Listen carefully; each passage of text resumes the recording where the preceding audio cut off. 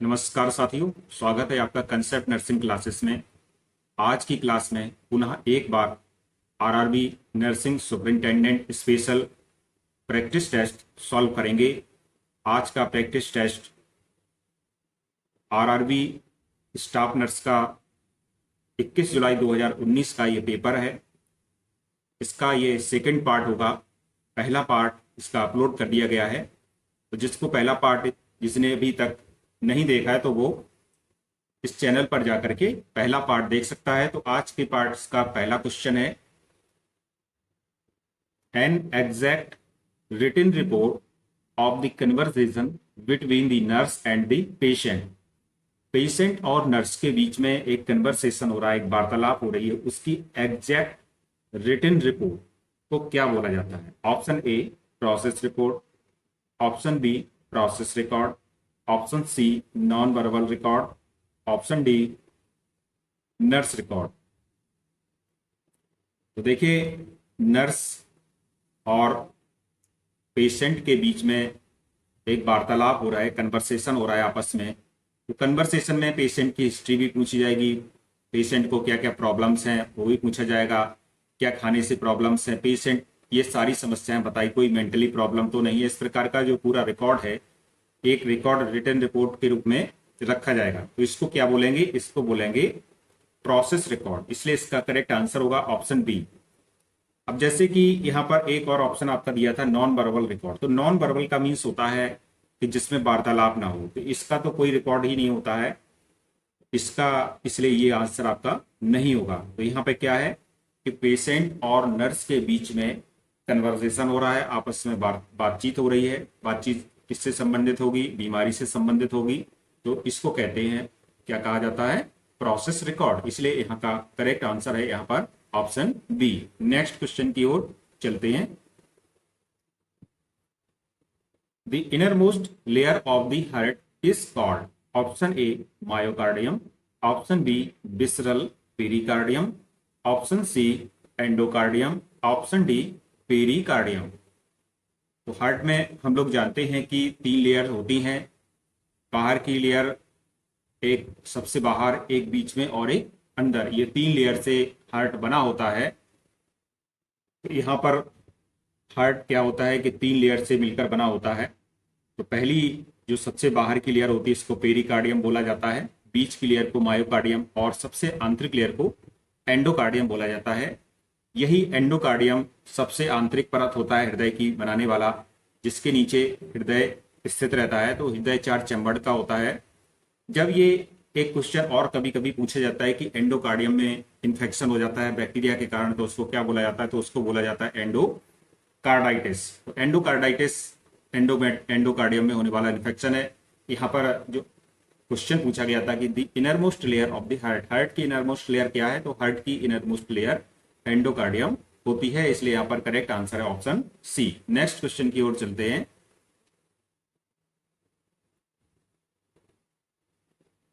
During the implementation phase of a nursing process, a nurse needs to be competent in which of the following skills. तो एक nurse को implementation phase के दौरान, implementation means होता है जो भी कार्यान्वयन चरण है किसी भी प्रक्रिया को कार्यान्वित करने का चरण है, उसके लिए नर्स का किन बातों में दक्ष होना चाहिए, स्किल होना चाहिए उसके पास? तो पहला ऑप्शन है इसमें कॉग्निटिव स्किल्स, सेकंड ऑप्शन है interpersonal skills, and third option है psychomotor skills, and fourth option है ऑल ऑफ एबव। तो जैसा कि इसमें लिखा हुआ है, पहला मीन्स होता है कॉग्निटिव स्किल्स, मीन्स होता है संज्ञानात्मक, संज्ञानात्मक उसके अंदर स्किल होना चाहिए, संज्ञानात्मक कौशल होना चाहिए। तो इसमें क्या होता है कि संज्ञानात्मक कौशल मीन्स होता है सोचना, तर्क करना और पढ़ना। तो इसमें क्या होता है, उस जो भी पेशेंट है उसके बारे में, उसकी क्या क्या प्रॉब्लम्स हैं, उसको तर्क से लेना, अपने स्वयं के विवेक से समझना कि पेशेंट कुछ और कह रहा है और एक्चुअली में उसको कोई और प्रॉब्लम है। दूसरा यहाँ पर जो लिखा हुआ है इंटरपर्सनल स्किल्स, तो इंटरपर्सनल स्किल्स मीन्स होते हैं पारस्परिक कौशल। इसमें जैसा कि पेशेंट है, उसके रिश्तेदार हैं या उसके कोई सगे संबंधी हैं, उनसे संवाद स्थापित करने की क्षमता, उनसे संवाद स्थापित करने का कौशल, ये कितना ये आता है आपका किसमें, इंटरपर्सनल स्किल्स में। तो एक नर्स के पास संज्ञानात्मक भी होना चाहिए, कॉग्निटिव स्किल भी होना चाहिए और इंटरपर्सनल स्किल भी होना चाहिए। एंड थर्ड है psychomotor skill. Psychomotor skills means होता है मनोप्रेरक स्किल। तो इसमें क्या होता है कि जैसे संज्ञानात्मक जो आवश्यकताएं हैं उसके अनुसार कार्य करना, तो इसको कहते हैं साइकोमोटर स्किल्स। कॉग्निटिव स्किल्स है, कॉग्निटिव जो भी पॉइंट है उनके अनुसार कार्य करना, ये साइकोमोटर स्किल्स में आता है, या परिस्थितियों के अनुसार कार्य करना ये साइकोमोटर स्किल्स में आता है। इसलिए यहां पर इसके चारों ऑप्शन सही हो जाएंगे। So the correct answer is option D, all of above. Next question की ओर चलेंगे। विच of the following is transmitted by rodents? Option A, hepatitis A virus. Option B, polio virus. Option C, Norwalk virus. Option D, Ebola virus.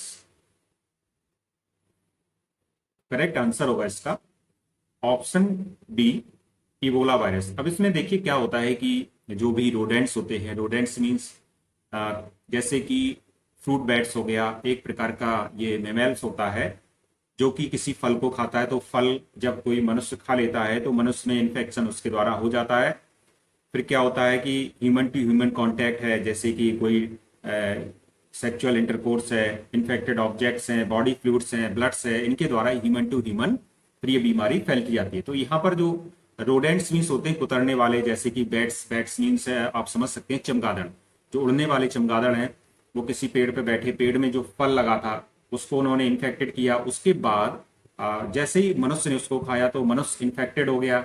तो मनुष्य जब infected हो गया तो human to human फिर कांटेक्ट होगा, जिसका अभी बता चुके हैं हम आपसे, ह्यूमन टू ह्यूमन कांटेक्ट जैसे कि ब्लड है, फ्लूइड्स हैं और इन्फेक्टेड ऑब्जेक्ट्स है, सेक्सुअल इंटरकोर्स है, तो इसके कारण ये इन्फेक्शन फैलता जाता है। तो इसका जो इसमें से जो ट्रांसमिट होने वाला डिजीज है वो होती है इबोला वायरस, इसलिए इसका करेक्ट आंसर है option D, Ebola virus. Next question की ओर चलेंगे। Which mode of inheritance is found in cystic fibrosis? Cystic fibrosis में किस प्रकार का मोड ऑफ इनहेरिटेंस पाया जाता है? Option A, autosomal recessive. Option B, autosomal dominant. Option C, multifactorial inheritance. Option D, X linked recessive. तो इसमें पहले तो ये समझेंगे कि ये जो सिस्टिक फाइब्रोसिस होता है ये क्या होता है। तो सिस्टिक फाइब्रोसिस मीन्स होता है कि जैसे अपने बॉडी में, ह्यूमन बॉडी में जो सीक्रेशंस हैं, मान के चलिए यहाँ पे ये गैस्ट्रिक एसिड सीक्रेशन निकलता है स्टोमक में, जब ये जो सीक्रेशंस हैं ये कुछ ज्यादा ही क्या हो जाए, थिक हो जाए, स्टिकी हो जाए, गाढ़े हो जाए अत्यधिक, तो जिसके कारण ये जहां पर निकल रहे हैं उस जगह को ही ब्लॉक कर दें, तो इस कंडीशन को बोला जाता है सिस्टिक फाइब्रोसिस। तो सिस्टिक फाइब्रोसिस अभी और भी कई जगह ये घटना होती है, जैसे कि स्वेट ग्लैंड्स में पसीना निकलता है, तो जब पसीना हद से ज्यादा थिक हो जाए, या डाइजेस्टिव सीक्रेशन है, म्यूकस निकल रहा है, तो म्यूकस थिक हो जाए, तो ये क्या करते हैं कि जहां से ये निकल रहे हैं वहां की जगह को ये क्या करते हैं, ब्लॉक कर देते हैं। तो इस कंडीशन को बोला जाता है सिस्टिक फाइब्रोसिस। तो इसका जो इनहेरिटेंस होता है, यहाँ पर पूछा गया, इनहेरिटेंस मीन्स होता है माता पिता से बच्चों में जाना इस बीमारी का, तो ये होता है ऑटोसोमल रिसेसिव पर, इसलिए इसका करेक्ट आंसर है option A, autosomal recessive. Next question की ओर चलेंगे।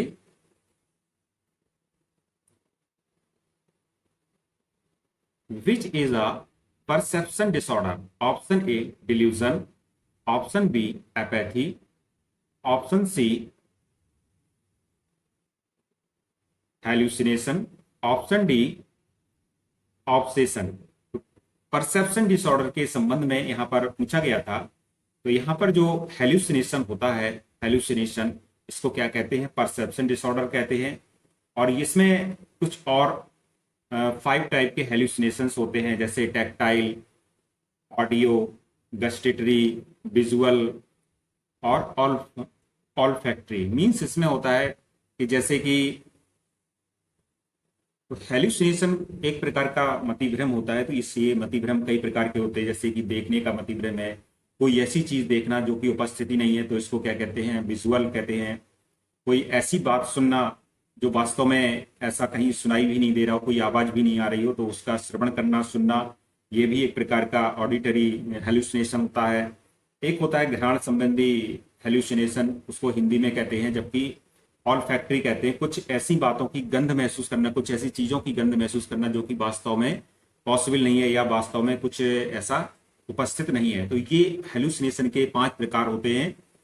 तो change in perception, perception means होता है एक धारणा, अपनी एक धारणा बना लेना, ठीक है। तो इसमें व्यक्ति क्या करता है, किसी की बात नहीं सुनता है, जो उसको समझ में आता है वो वही करता है। और ये परसेप्शन मीन्स हेल्यूसिनेशन, ये क्या होता है, 5 प्रकार का होता है, जैसा कि आपको बता दिया गया है अभी। तो इसके लिए इसका करेक्ट आंसर है option C, hallucination. Next question की ओर चलेंगे।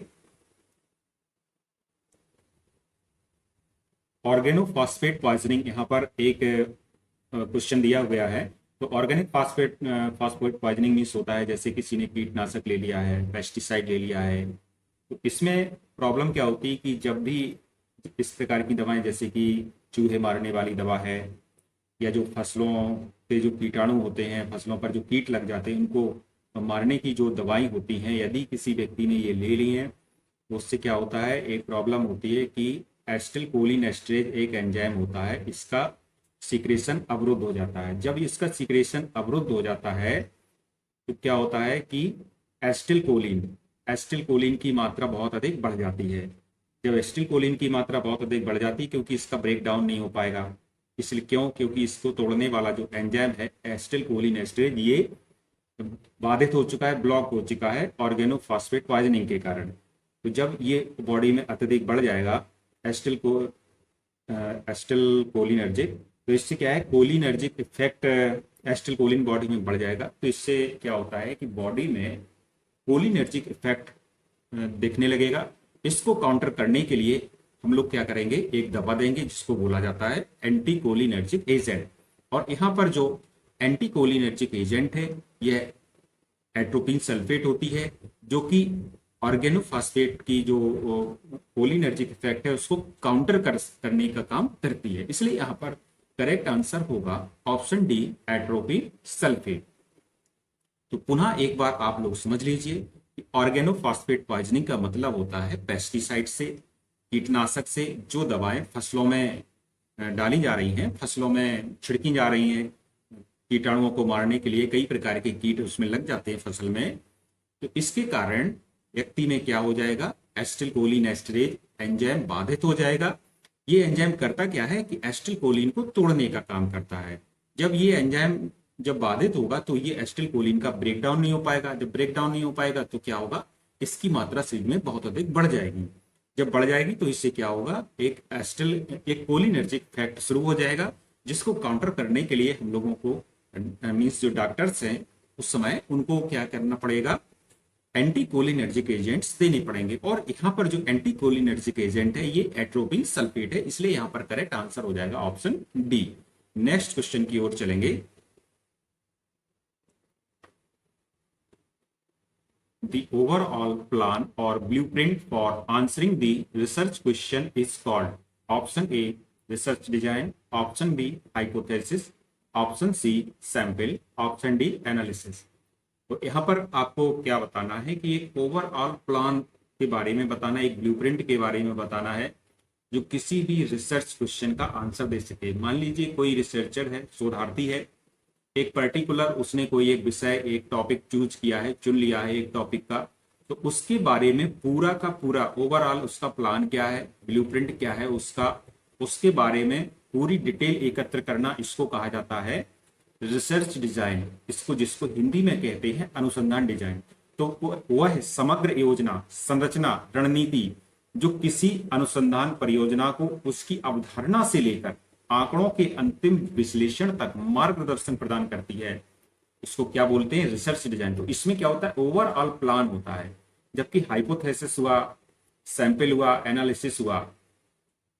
हाइपोथेसिस के बारे में यदि हम लोग चर्चा करें तो हाइपोथेसिस मीन्स होता है एक परिकल्पना, एक ऐसी धारणा जिसको ना सिद्ध किया जाता, जिसको स्वीकार ना किया जा सके। तो ये तो इसमें क्वेश्चन नहीं हो पाएगा, क्वेश्चन का आंसर नहीं है। क्योंकि कभी कभी जब क्वेश्चन का आंसर नहीं आता है तो आपको क्या लगाना पड़ेगा, इसका ऐसा मेथड लगाना पड़ेगा, इसका जो कि नहीं हो सकता है, इसको कहते हैं हम लोग इलिमिनेशन मेथड। तो इसमें होता क्या है कि जो भी आपका आंसर नहीं हो सकता उसको अलग किया जा सकता, जैसे सैंपल है तो सैंपल मीन्स होता है एक छोटा सा कोई रिसर्च हो रही है तो रिसर्च के बारे में एक उसका बहुत ही छोटा सा टुकड़ा, उसको सैंपल बोलेंगे, तो ये भी यहाँ पे नहीं हो सकता है। एनालिसिस मीन्स होता है कि कोई किसी भी बात का विश्लेषण करना, तो यहाँ भी नहीं हो रहा है, क्योंकि यहाँ क्या है कि एक ओवरऑल प्लान बनाया जा रहा है, ब्लूप्रिंट बनाया जा रहा है एक रिसर्च के लिए, तो ये क्या होगा, एक रिसर्च डिजाइन होगी, इसलिए यहाँ पर करेक्ट आंसर है ऑप्शन ए। अब नेक्स्ट क्वेश्चन की ओर चलेंगे। नेक्स्ट क्वेश्चन है, which one of the following entities is not included in COPD? Option A asthma, option B chronic bronchitis, option C emphysema, option D pneumonia. अब यहाँ पर आपको क्रॉनिक, यहाँ पर क्या दिया है, क्रॉनिक ऑब्स्ट्रक्टिव पल्मोनरी डिजीज के बारे में आपको पूछा गया है क्वेश्चन, तो यहाँ पर बताना है कि इनमें से कौन सी ऐसी डिजीज है जो COPD के अंतर्गत इंक्लूडेड नहीं होती। तो देखिए COPD जैसे कि नाम है COPD means chronic, chronic means अचानक नहीं होगी, बहुत पहले भी होगी, धीरे धीरे लगातार ये डिजीज रहती है। ऑब्स्ट्रक्टिव, ऑब्स्ट्रक्टिव मीन्स होता है कहीं ना कहीं ऑब्स्ट्रक्शन आ रहा है, रुकावट आ रही है। पल्मोनरी मीन्स रेस्पिरेटरी से संबंधित हो गई डिजीज। तो अब यहाँ पर जो रुकावट होती है अस्थमा में होती है, इसमें सांस लेने में परेशानी होगी, डिफिकल्टी इन ब्रीदिंग आएगा। क्रोनिक ब्रोंकाइटिस में भी यही कंडीशन होगी और एम्फाइसीमा में भी ये कंडीशन होती है। जो COPD के अंतर्गत डिजीज सम्मिलित नहीं होती है, ये होती है निमोनिया, इसलिए यहाँ पर करेक्ट आंसर होगा option D pneumonia. Next question की ओर चलेंगे। Vaginal acidity is maintained by, option A streptococcus, option B Doderlein bacilli, option C mucobacilli, option D acidobacillus. तो इसमें जो वेजाइना की जो एसिडिटी होती है, जो एक एसिडिक मीडियम होता है, वो किसके द्वारा मेंटेन रहता है? तो इसमें करेक्ट आंसर होगा ऑप्शन बी डोडरलिन बैसिली के द्वारा वेजाइना का जो बेसिक एसिडिक मीडियम होता है ये मेंटेन रहता है, इसलिए करेक्ट आंसर है option B. Next question, the primary purpose of administering corticosteroids to the child with nephrotic syndrome. Nephrotic syndrome से ग्रस्त एक बच्चे में जो कॉर्टिकोस्टेरॉइड देने का प्राइमरी पर्पज होता है, ये क्या होता है? Option A to increase blood pressure, option B to decrease proteinuria, option C to prevent infection, to reduce inflammation. तो यहां पर क्या हुआ है, नेफ्रोटिक सिंड्रोम होता है। तो नेफ्रोटिक सिंड्रोम एक ऐसी डिजीज होती है जिसमें प्रोटीन यूरिया, एडिमा, हाइपर बिलिरुबिनीमिया वगैरह इसकी प्रॉब्लम देखने को मिलती है। तो इसको कॉर्टिकोस्टेरॉइड देने का प्राइमरी प्रमुख उद्देश्य यही होता है कि जो उसका प्रोटीन यूरिया है, यूरिन में प्रोटीन की समस्या है, उसको कम किया जा सके, इसलिए यहाँ पर करेक्ट आंसर होगा option D to decrease proteinuria. Next question की ओर चलेंगे। Atropine sulphate is administered before electroconvulsive therapy. Option A to relax muscles, option B to alleviate anxiety, option D, option C as a short acting anesthetic, option D to reduce secretions. अब यहाँ पर atropine sulphate का बात हो रही है, तो इसको इलेक्ट्रोकन्वल्सिव थेरेपी मींस ECT के पहले दिया जाता है। ऐसा क्यों किया जाता है? तो ECT के पहले एट्रोपिन सल्फेट देने का उद्देश्य यह है कि जो भी बॉडी के सीक्रेशंस हैं, जैसे कि म्यूकस है, गैस्ट्रिक एसिड वगैरह हैं, इनको क्या किया जा सके, कम किया जा सके। तो इसलिए इसमें करेक्ट आंसर होगा option D to reduce secretions. Next question, expected date of delivery is calculated by using. प्रसव की संभावित तारीख निकालने का जो फॉर्मूला होता है वो किस उसको क्या कहते हैं? Option A Woods formula, option B Naegele's formula, option C Roberts formula, option D Johnson's formula. तो जो भी EDD निकालने का जो एक्सपेक्टेड फार्मूला होता है, एक्सपेक्टेड डेट ऑफ डिलीवरी, वो होता है डॉक्टर नेगलिस ने स्कोर दिया था, इसलिए इसका करेक्ट आंसर है option B doctor Naegele's formula. Next question की ओर चलते हैं। Which is an example of a vector? Option A mice, option B ticks, option C spirals, option D tapeworms. तो यहां पर वेक्टर के बारे में पूछा गया, तो वेक्टर क्या होता है? वेक्टर एक कैरियर होता है। कैरियर मतलब जो बीमारी स्वयं नहीं फैलाता है, लेकिन बीमारियों का वाहक होता है। तो जो वाहक होता है तो इसमें क्या होगा, इसमें करेक्ट आंसर होगा माइस है पहला ऑप्शन, जैसे कि टिक्स है, स्क्वेरल्स है, टैपवर्म्स है। तो इसमें करेक्ट आंसर होगा जो वेक्टर है इसमें वो है क्या, टिक्स, इसलिए यहाँ का करेक्ट आंसर होगा ऑप्शन बी। टिक्स क्या होता है, ये एक्सटर्नल पैरासाइट होते हैं जो कि जो स्तनधारी होते हैं उनके ब्लड पर और ब्लड पर डिपेंड होते हैं, ये ब्लड को चूसने का कार्य करते हैं जिससे कि उनका जीवन चलता रहता है। और टिक्स के द्वारा बैक्टीरिया है, वायरस है, प्रोटोजोआ है, ये मनुष्यों में ब्लड के द्वारा चले जाते हैं और उनमें इन्फेक्शन का कारण बनते हैं, बीमारियों का कारण बनते हैं, इसलिए यहाँ पर करेक्ट आंसर होगा option B, ticks. Next question, leprosy is also called as, leprosy या कुष्ठ का जो दूसरा नाम है वो क्या है? Option A psoriasis, option B scabies, option C Hansen's disease, option D Darier's disease. तो यहाँ पर जो लेप्रोसी है, तो लेप्रोसी का जो दूसरा नाम है ये हैंसेंस डिजीज होता है, इसलिए यहाँ पर करेक्ट आंसर होगा option C Hansen's disease. Leprosy एक लेप्रोसी बैक्टीरियल डिजीज है जो माइकोबैक्टीरियम लेप्री से होती है और इसमें एमडीटी थेरेपी इसके इलाज के लिए चलाई जा रही है। नेक्स्ट क्वेश्चन की ओर चलेंगे।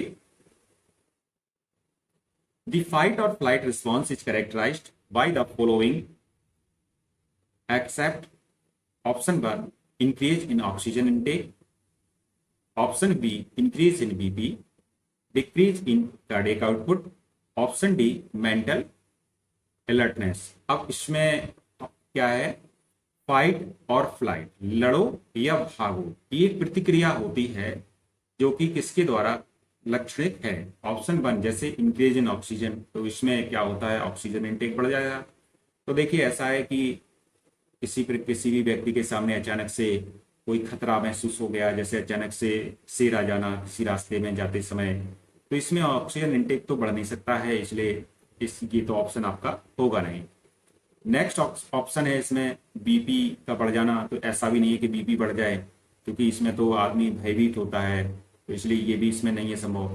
तो डिक्रीज इन कार्डियक आउटपुट, यही इसमें क्या होता है कि कार्डियक आउटपुट क्या होता है, डिक्रीज हो जाता है, ठीक है। और मेंटल अलर्टनेस तो इसमें बिल्कुल नहीं हो सकता है, क्योंकि मेंटल अलर्टनेस यदि होती इस व्यक्ति में तो उसको फाइट और फ्लाइट की कोई आवश्यकता ही नहीं होती है।